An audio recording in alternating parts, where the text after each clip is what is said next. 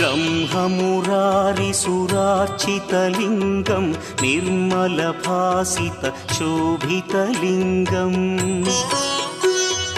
जन्मजदुःखविनाशकलिङ्गं तत्प्रणमामि सदा शिवलिङ्गम् देवमुनिप्रवरार्चितलिङ्गं कामदहन करुणाकरलिङ्गम् रावणदर्पविनाशकलिङ्गं तत्प्रणमामि सदा शिवलिङ्गम्